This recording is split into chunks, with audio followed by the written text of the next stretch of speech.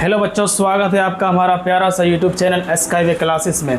आज हम लोग उस क्वेश्चन को देखने वाले हैं जो 10th और 12th के एग्ज़ाम में बार बार पूछा जाता है, जो कि उर्दू कवायद से पूछा जाता है, जो कि हम लोग सॉल्व करने का काम करेंगे। मैंने 10 क्वेश्चन ऐसे क्वेश्चन लिया है जो पिछले कई सालों में पूछा गया है। जैसे क्वेश्चन नंबर 1 है, उर्दू ज़बान में मुरक्कब हरूफ की तादाद कितनी है? यानी कि उर्दू में मुरक्कब जो हरूफ है उसकी तादाद कितनी है? नंबर ए में है 10, नंबर बी में 20, नंबर सी में 30, नंबर डी में क्या है 15।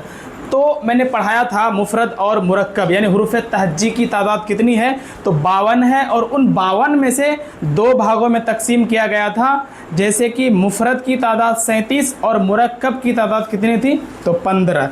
तो यहाँ पर ऑप्शन नंबर डी आपका सही हो जाएगा कि मुरक्कब की तादाद कितनी है, तो 15 है। कितनी है?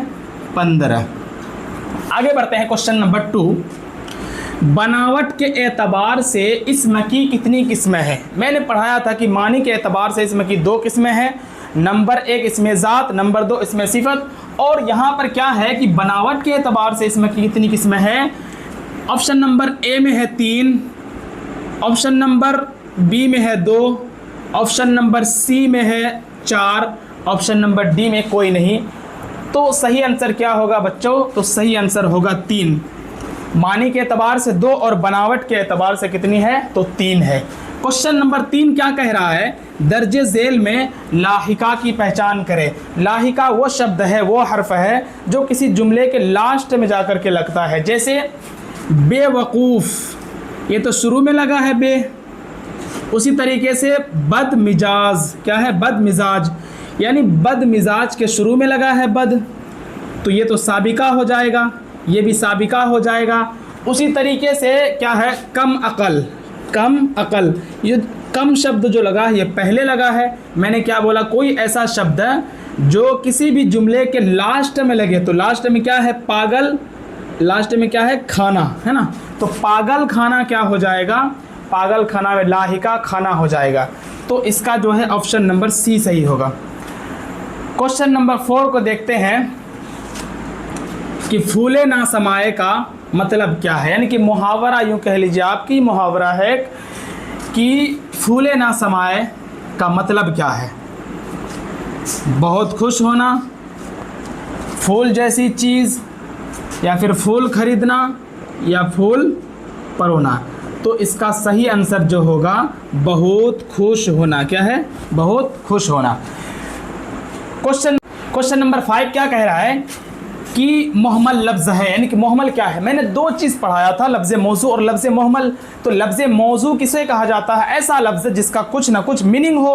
और लफ्ज़ मुहम्मल किसे कहा जाता है? जिसका कोई भी मीनिंग ना हो। जैसे चाय, वाय, चाय का मीनिंग है और वाय का नहीं है।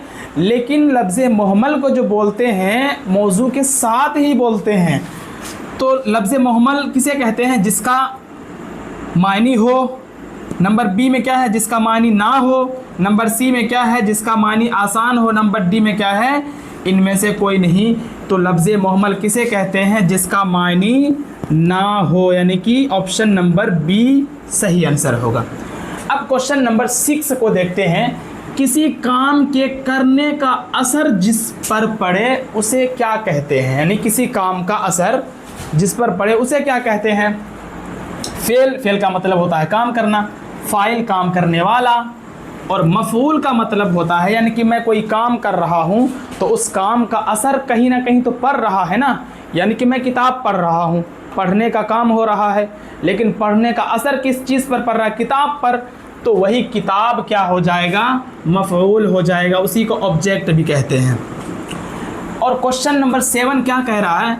दर्जे झेल में इसमें नकरा की निशानदही कीजिए, है ना। यानी दर्जे झेल में इसमें नकरा कौन है? इसमें नकरा को पहचानने के लिए बोल रहा है। मैंने 2 चीज़ बताया था, इसमें मारूफा और इसमें नकरा। इसमें नकरा यानी कि जातिवाचक संज्ञा और इसमें मारूफा यानी कि व्यक्तिवाचक संज्ञा। तो इसमें नकरा को पहचानते हैं गंगा, या फिर पटना, या फिर डी नंबर क्या है? कुरान। यानी ऑप्शन नंबर ए है गंगा, ऑप्शन नंबर बी है नदी, ऑप्शन नंबर सी है पटना, ऑप्शन नंबर डी क्या है? कुरान। तो सही आंसर जो होगा वो ऑप्शन नंबर सी होगा, नदी। क्योंकि नदी की तो बहुत सारी जातियां हैं, गंगा नदी, सोन नदी, पुनपुन नदी। मैंने किसी नदी का नाम नहीं लिया, सिर्फ नदी बोला तो नदी में सारा नदी आ गया।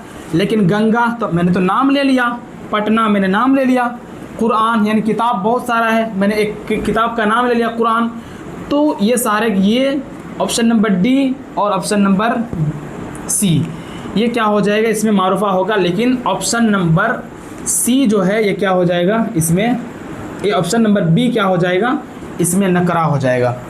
क्वेश्चन नंबर 8 को देखते हैं कि दर्जे झेल में मुअन्नस की पहचान करें, यानी इनमें से मुअन्नस कौन सा है। ऑप्शन नंबर ए मिजाज, ऑप्शन नंबर बी इजाज़त, ऑप्शन नंबर सी आंसू, ऑप्शन नंबर डी पत्थर। तो दर्जे झेल में मुअन्नस कौन सा है, तो इजाज़त, ऑप्शन नंबर बी। इजाज़त क्या है, मुअन्नस है, क्योंकि इसके लास्ट में ता आ रहा है। जिसके भी लास्ट में ता आए आँख बंद करके मुअन्नस लगा देना है।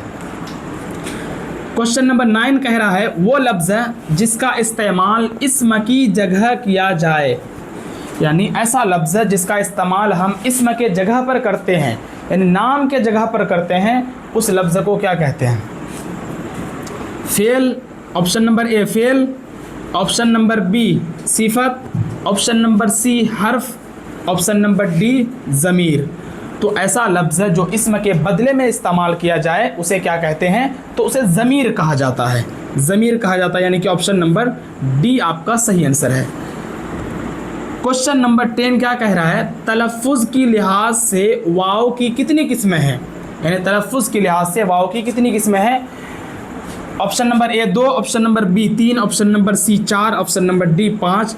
तो सही आंसर जो होगा वाव की 3 किस्में हैं। कितनी किस्में हैं, 3 किस्में, वाव मजहूल, वाव मारूफ और वाव मादुला। तो कैसा लगा आज का क्लास, हमारे इस वीडियो को लाइक ज़रूर करें और अपने दोस्तों को शेयर ज़रूर करें और हमारे इस प्यारे से चैनल को सब्सक्राइब ज़रूर करें।